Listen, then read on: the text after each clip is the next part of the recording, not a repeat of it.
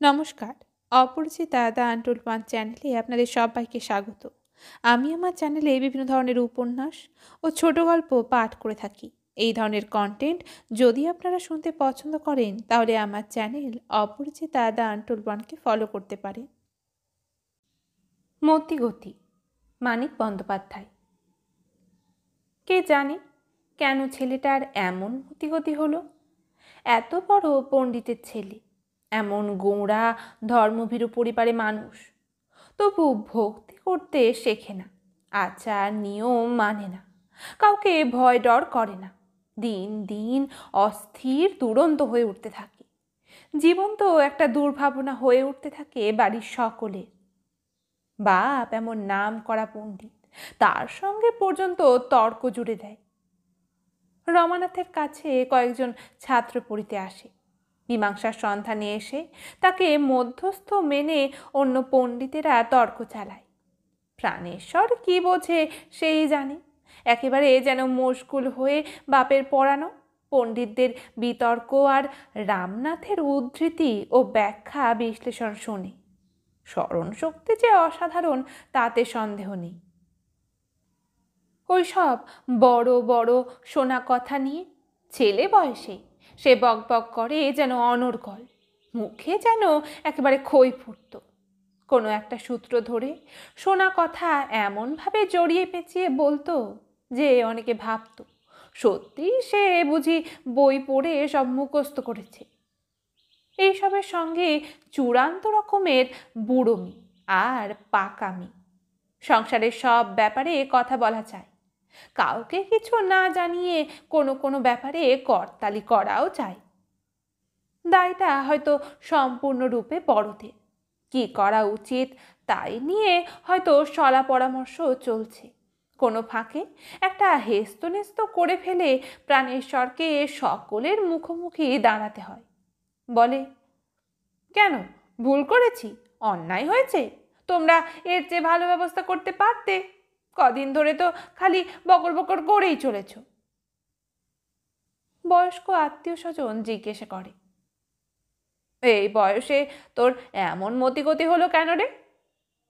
প্রাণেশ্বর গুরুগম্ভীর আওয়াজে বলে, মতিগতি মানে কি? মতির গতি না মতি আর গতি? আমি মতি মানে বুঝি, গতি মানেও বুঝি, মতিগতি জড়িয়ে কি মানে হয় বুঝি না। শ্যামদাস চমৎকার শ্যামা সঙ্গীত গাইতে পারে। সেদিন সঙ্গীতের আসরে সে প্রাণেশ্বরকে কাছে ডাকে। প্রাণেশ্বর কাছে যেতেই শ্যামদাস এক হাতে সিগারেট নিয়ে আর এক হাতে তার কান পাকড়ে ধরে, হাসি মুখে চড়া গলায় কড়া সুরে জিজ্ঞেস করে, হ্যাঁ রে ছোড়া, মতিগতি কথাটার মানে নাকি তুই জানিস না? ডিকশনারিতে দেখতে পারিসনি? শ্যামদাসের কড়া হাতে কানের টানে উবু হয়ে দাঁড়িয়েও প্রাণেশ্বর আরও গলা চড়িয়ে ক্ষণক্ষণে আওয়াজে বলে, ডিকশনারি দেখেছি, মানে বুঝিনি, বুঝিয়ে দিন না মাস্টার মশাই। শ্যামদাস কান ছেড়ে দিলে সে তার মুখোমুখি বলে। সকলে কথা বন্ধ করে তাদের দিকে চেয়ে আছে। কারো মুখে কৌতুকের হাসি, কারো মুখ গম্ভীর। শ্যামদাস বলে, মতি মানে জানিস? প্রাণেশ্বর সঙ্গে সঙ্গে জবাব দেয়, মতি মানে ইচ্ছা, বুদ্ধি, প্রবৃত্তি, মন। থাক থাক, গতি মানে জানিস? গতি মানে চলন, যাত্রা, উপায়, ব্যবস্থা, আশ্রয়, স্মরণ, সৎকার। থাক থাক, বুঝে গেছি, তোর শুধু মুখস্থ বিদ্যা, নইলে মতির মানে গতির মানে খটাখট বলে যাস, আর মতি গতির মানে বুঝিস নে। মুখ তুলে সকলের দিকে চেয়ে শ্যামদাস বলে, এই রকম শিক্ষায় হয়েছে আজকাল, একটা শব্দের মানে হলো আর একটা লাগসই শব্দ, বদলি শব্দটা বলতে পারলেই পুরো নম্বর। শুধু আজকাল কেন, আগেও এরকম ছিল। কম দুঃখে কবি কালিদাস বাগার্থমিব সম্পৃক্ত বলে হরগৌরীকে প্রণাম জানিয়ে কাব্য লেখা শুরু করেছিলেন। একটু থামে। বাড়ির ভিতরে একটা চাপা গোলমালের আওয়াজ একটু কান পেতে শোনে। সকলের মতো সেও টের পায় গুরুতর ব্যাপার কিছু ঘটেছে। ছেলে মানুষের কৌতূহলে বিচলিত না হয়ে সকলকে শুনিয়ে সে বলে, এ ছোঁড়া মতি শব্দের প্রতিশব্দ মুখস্থ করেছে, আসল মানেটা বোঝেনি, যে কথাটার মানে সব রকম মানসিক ক্রিয়া, মানে যা কিছু ঘটে তাই হলো মতি। মতি মানে মনের কাজ। গতি কথাটার তাৎপর্য ছোঁড়ার মাথায় ঢোকেনি। এ শব্দটাও কতকগুলি প্রতিশব্দের মানে শিখে রেখেছে। বেচারা জানেও না যে গতির আসল মানে বাই বাই করে ছোটা নয়, একটা কিছু উপায় করে দেওয়াও নয়, মরাটাকে পুড়িয়ে তার সদ্গতি করা নয়। গতি মানে কাজ। অধ্যাপক সুরপতিবাবু অসহ্য ক্রোধে ধৈর্য হারিয়ে চিৎকার করে ওঠেন, কি বলছেন পাগলের মতো? গতি মানে কাজ? শ্যামাকান্ত মুখ খোলার আগে প্রাণেশ্বর উঠে ঘুরে দাঁড়িয়ে হাত নেড়ে আবেগের সঙ্গে বলে, না না, উনি ঠিক বলছেন, গতি মানে কাজ। আমি এবার বুঝতে পেরেছি মতি গতির মানে। মন অনেক রকম চায়, সেটা হলো মতি। কাজে যেটুকু করার চেষ্টা করা হয় সেইটা হলো গতি। বলে প্রাণেশ্বর প্রণাম করতে যাবে শ্যামদাসের পায়ে। শ্যামদাস তাকে বুকে জাপটে ধরে বলে, কে বলে এ ছেলেটার মতিগতি খারাপ? যে বলে আমি তার মাথায় লাঠি মারবো বলে রাখছি। কিন্তু ছোট বোন রানীর বিয়ের ব্যাপার নিয়ে সে বড় বেশি রকম বাড়াবাড়ি শুরু করে। বাড়ির সকলের বিরুদ্ধে একা রুখে এসে দাঁড়ালো যে পাত্রর সঙ্গে রানীর বিয়ে হওয়ার কথা, তার সঙ্গে বিয়ে দেওয়া চলবে না। বাগদান আগেই হয়েছিল। মহেন্দ্রের অসুখ হওয়াটা বিয়েটা বছর খানেক পিছিয়ে দেওয়া হয়েছে। প্রাণেশ্বরের আপত্তি অগ্রাহ্য করে বিয়ের ব্যবস্থা হয়। বিয়ের আগের দিন হঠাৎ যেন আপত্তি কেটে গেল প্রাণেশ্বরে। সকালেও প্রাণের সজীব থেকে খেটেছে, খুঁটেছে, ছুটোছুটি করেছে 10:30-11টা পর্যন্ত। তারপর রানীর সঙ্গে কি নিয়ে যেন তার কথা কাটাকাটি হলো। রেগে গিয়ে বোনকে কি নিয়ে যেন খানিকটা বকাবকি করলো। তারপরে বোনের বিয়েতে যেন বিরক্তি জন্মে গেল তার। নিরুৎসাহের আর অবধি রইল না, একেবারে ঝিমিয়ে গেল। বাড়ির লোকে জিজ্ঞাসা করে, প্রাণেশ তোকে বকছিল কেন রে? রানী ম্লান মুখে বলে, এমনি। এমনি? বিনা কারণে চটবে কেন? দাদার অমনি মেজাজ। সকলে টের পায় দুজনের মধ্যে কোনো বিষয়ে মতের অমিল হয়েছে, কিন্তু রানীর কাছ থেকে বার করা যায় না বিষয়টা কি। কেউ আর ডেকে তার সাড়া পায় না। সামনে গিয়ে কিছু বললে যেন খেকিয়ে ওঠে। নেহাত গুরুজন হলে একবার কেশে হাই তুলে বিরক্তির সুরে বলে, আমার ভালো লাগছে না, শরীর ভালো নেই, বলে গুরুজনটির নাগালের আড়ালে চলে যায়। শরীর ভালো নেই বললে কি আর রক্ষা আছে তাদের বাড়ির কোনো গুরুজনের কাছে? জেরা চলবে 1 ঘন্টা, কেন শরীর খারাপ হয়েছে, কী রকম শরীর খারাপ হয়েছে। হুকুম হবে শুয়ে থাকার। 16 কি 32 টাকা ভিজিটে ডাক্তার হয়তো আনা হবে। ব্যাপার বুঝে ডাক্তার তাকে সমারোহের সঙ্গে পরীক্ষা করে দেখে নির্দোষ ভালো ভালো দামি দামি ওষুধ আর পথ্যের ব্যবস্থা করবে। কমপক্ষে 2-3 দিন শুয়ে তাকে থাকতেই হবে, ওষুধ এবং রোগীর পথ্য খেতেই হবে। গুরুজনকে তাই এড়িয়ে চলাই ভালো। বিয়ের রাতে প্রাণেশ্বর গোমরা মুখে সিগারেট বিলি করছিল নিমন্ত্রিত মানুষদের। সব কাজ সব দায় পরিহার করে সে শুধু এই সিগারেট বিলির দায়টুকু নিয়েছে, বিয়েটা শেষ পর্যন্ত মেনে নেবার স্বীকৃতি ঘোষণা করতে। সবাই বলছে এমন পাত্র ছাড়া যায় না। তার কেন এত মাথা ব্যথা রানীর ভবিষ্যৎ সুখ দুঃখের জন্য? শ্যামদাস ডাক্তার, পয়সারও মন্দ নয়, কিন্তু সবাই জানে কোনো পরীক্ষায় পাশ করে ডাক্তার হবার জন্য সে সময় নষ্ট করেনি। সন্ধ্যাবেলা এসে ঘণ্টাখানেক বসে নিমন্ত্রণ রেখে যায়, 2টো রোগী দেখে আবার ফিরে আসবে। পেশা ডাক্তারি, সে কিন্তু শ্যামাসঙ্গীতকে যে কোনো সময়ে যে কোনো অবস্থায় মানুষকে জমিয়ে মজিয়ে দেওয়ার আশ্চর্য ক্ষমতার অধিকারী। ঘণ্টাখানেক বসে কিন্তু গান শোনায় মোটে একটা। প্রতিশ্রুতি দেয় রোগী দেখে এসে দুটো জমকালো গান শোনাবে। আমার একটা সিগারেট দে তো প্রাণেশ। সিগারেট খাবেন? তুই দয়া করে দিলে খাবো, না দিলে খাবো না। শ্যামদাসের গান জমেনি, প্রাণ দিয়ে গান করেনি নিশ্চয়ই। শ্যামদাস গান গেয়ে আসর জমায় জেনে তার রোগীদের মনে খটকা লেগেছে। চিকিৎসা করে রোগ সারাতে তার পটুত্ব কতখানি। সে গায়ক, শিল্পী না ডাক্তার? তার আসল কাজটা কি? আদর্শ এবং উদ্দেশ্যটা কি? পাশ না করা ডাক্তার শ্যামদাস, তাই ভড়কে গেছে। বিয়ে সে রাত্রে হয় না। রান্না হয়ে গিয়েছিল বলে নিমন্ত্রিতরা ভোজ খেয়ে ফিরে যায়। কি করে বিয়ে হবে? কোণে উধাও হয়ে গেছে। রানীর কোনো পাত্তা নেই। চেলি গয়না পরিয়ে চন্দনের ফোঁটায় মুখখানাকে ছবি করার আয়োজন শুরু হবে। রানী প্রকৃতির ডাক রাখতে গেল। কয়েক মিনিটের ব্যাপার। কনে সাজাতে উদ্যত হয়েছিল বাড়ি এবং পাড়ার কয়েকজন কম বয়সী, মাঝ বয়সী মেয়ে বউ। এই কয়েক মিনিটের মধ্যে তাদের মনের কথা আদান প্রদান, কি সহানুভূতি, নিন্দা আর সমর্থন যে প্রকাশ পায় প্রাণেশ্বরের প্রতি, এ বিয়ে ঠেকানোর জন্য প্রাণপণ চেষ্টায় কেলেঙ্কারি করেছিল বলে। সুবর্ণ শুরু করেছিল কথাটা। রানী আছিলা করে ঘর থেকে বেরিয়ে যেতেই সে বলেছিল, মেয়েটার মন নেই এ বিয়েতে। সারা জীবন নিজে জ্বলবে, স্বামীটাকে জ্বলিয়ে মারবে। স্বামীটা যদি অবশ্য 2-4 বছর বাঁচে। সৌদামিনী বলেছিল, যদি অবশ্য বাঁচে মানে? ও মা, মহেন্দ্র টিবি হয়েছিল, জানো না তোমরা? 3 বছর ভুগে বাপ দাদাকে বুলিয়ে কত চিকিৎসাই সেরেছে না ছাই। এই রোগ নাকি সারে।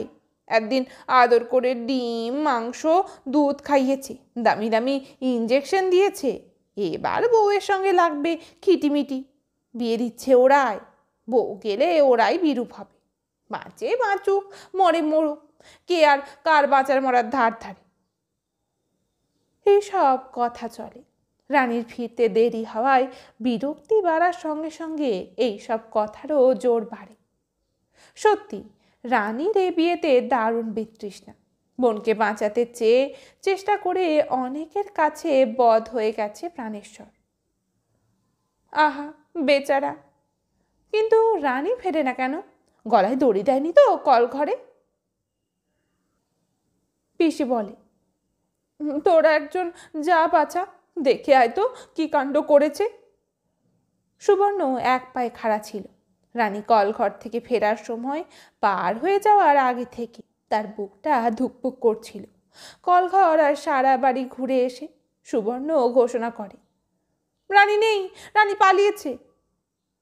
নানা সরে কলরব ওঠে। পালিয়েছে? পালিয়েছে কিরে? কাণ্ড বটে। আত্মীয় স্বজন, বন্ধু বান্ধব, বরযাত্রীরা এসে জুটেছে। বৈশাখের গরমে ঘামতে ঘামতেও সবাই প্রাণবন্ত হয়ে উঠেছে এই ভেবে যে ছেলে মেয়ে একত্রীকরণের চিরাচরিত ব্যাপারটা আর একবার চোখে দেখতে দেখতে আনন্দ জাগবে, বিনে পয়সায় সিনেমা দেখার মতো। উপরে জুটবে এমন এক পেটের খ্যাট যে পরদিন পেট ছুটে দিন দিনেক আগুনে পোড়া বাজার যাওয়া বন্ধ রাখা যাবে। কিন্তু রানী গেল কই? এটাই তো এখনকার এই লগ্নের আসল কথা। কে কি ভাবছে না ভাবছে সেই হিসাব পরেও হতে পারবে। রমানাথ সকলের সামনে প্রায় উন্মাদের মতো আর্তকণ্ঠে জিজ্ঞাসা করে, প্রাণেশ, রানীকে কোথায় সরিয়েছিস? বাপের প্রায় এই সামাজিক আত্মহত্যার মতো বোকামিতে প্রাণেশ্বরের প্রাণ কেঁদে ওঠে। চুপ করে থাকলে তার দিক থেকে চুকে যেত কেলেঙ্কারির ব্যাপার। কেউ তো জানে না যে তারই পরামর্শে আর ব্যবস্থায় রানী কনে সাজানোর আসর থেকে চলে গিয়েছে তাদের বড় মামা চন্দ্রনাথের আশ্রয়ে সেই সুদূর লখনৌতে। গিয়েছে মানে রওনা হয়ে গিয়েছে, মামার সঙ্গে নয় মামির সঙ্গে। মামা বড় ব্যস্ত, আজকালের মধ্যে জেলে যেতে হবে কিনা ঠিক নেই। আধা ইংরেজ মামি লরেটা দত্তগুপ্তা, তাই পিছনের দরজা থেকে রানীকে নিয়ে রওনা হয়ে গেছে লখনৌতে। কীর্তিটা প্রাণেশ্বরের। উপায় ঠাউরাতে ঠাউরাতে দেখা হয়ে গিয়েছিল লখনৌয়ের সেজ মামির সঙ্গে। সব শুনে লরেটা বলেছিল, পানি বলছো না তো, চলো এক্ষুনি গিয়ে মেয়েটাকে নিয়ে আসি, দরকার হয় বলো তো পুলিশ নিয়ে যাব। এমনিতে পিছনে লেগে থাকে, এসব ব্যাপারে পুলিশ নিশ্চয়ই হেল্প করবে। লরেটা হেসেছিল।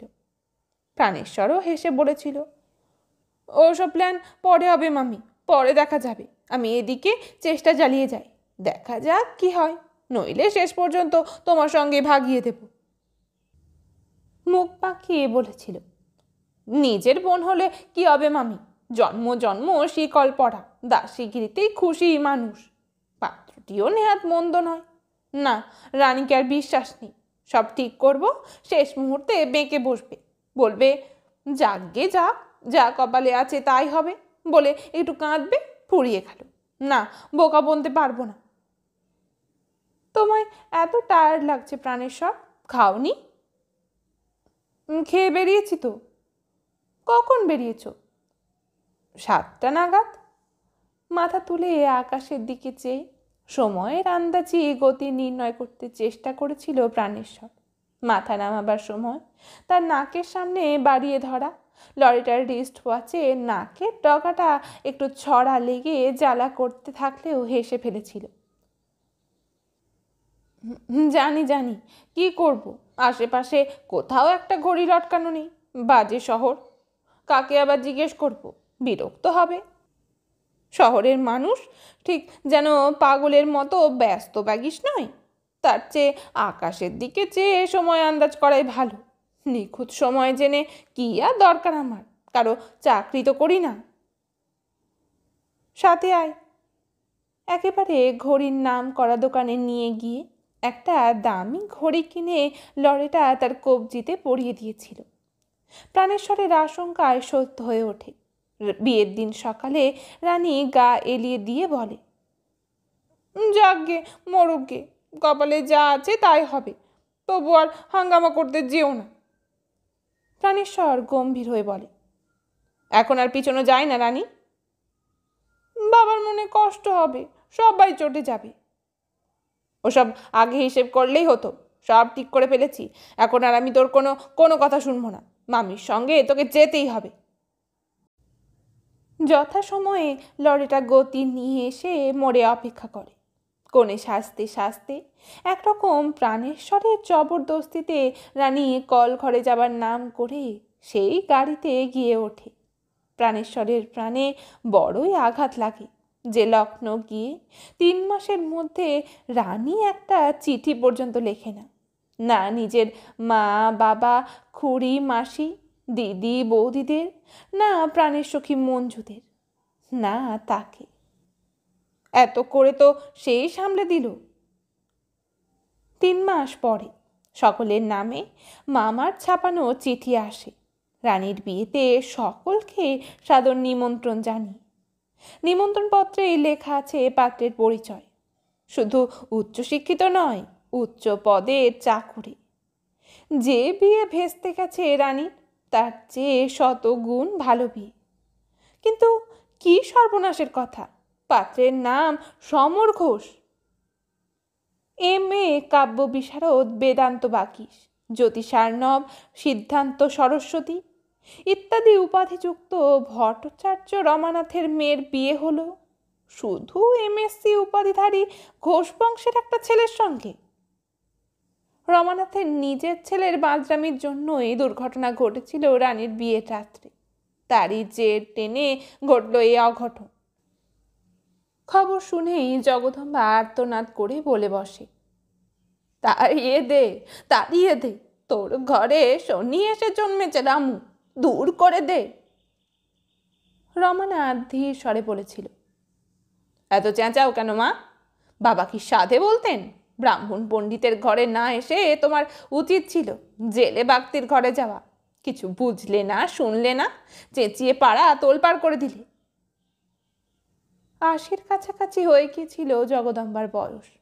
স্বর্ণের মতো সাদা চুল খসে খসে পড়ছিল, গায়ের চামড়া ঢিল হয়ে লোল হয়ে কুঁচকে কুঁচকে পাকিয়ে যাচ্ছিল, গলাটা হয়ে গিয়েছিল সরু। চেঁচাতে শুরু করলে কি উঁচু পর্দাতেই উঠত তার গলা। মনে হতো মাইল খানেক দূরের বড় কারখানাটার সাইরেনের আওয়াজকেও বুঝি ছাড়িয়ে যেত। ধপ করে বসে মাথার পাকা সন ছিঁড়ে ছিঁড়ে উকুন হাতড়াতে হাতড়াতে বলেছিল, কে জানে তোদের কি বুদ্ধি। রমানাথ বলেছিল, বুদ্ধি আমাদের ভালোই, নিয়ম হলো শাস্ত্রে বলেছে 50 পেরিয়ে বনে যেতে হবে। সেদিনকাল তো আর নেই, 80 বছর বয়স হয়েছে, ঘরে থেকে আমায় জ্বালাচ্ছ। তোর বয়স 50 পেরোয়নি রামু। আমার পেরোনো আর তোমার পেরোনোতে অনেক তফাৎ। এরকম পেরোনোর মানে তোর বাবাও বুঝতো না, আমিও বুঝতাম না, মানতে হবে তাই মেনে যেতাম। তাহলে চেঁচাচ্ছ কেন? 250 টাকা মাইনের একটা ছেলের সঙ্গে রানীর বিয়ে হয়েছে, ভালোই তো হয়েছে, মেয়ে আমার সুখে জীবন কাটাবে।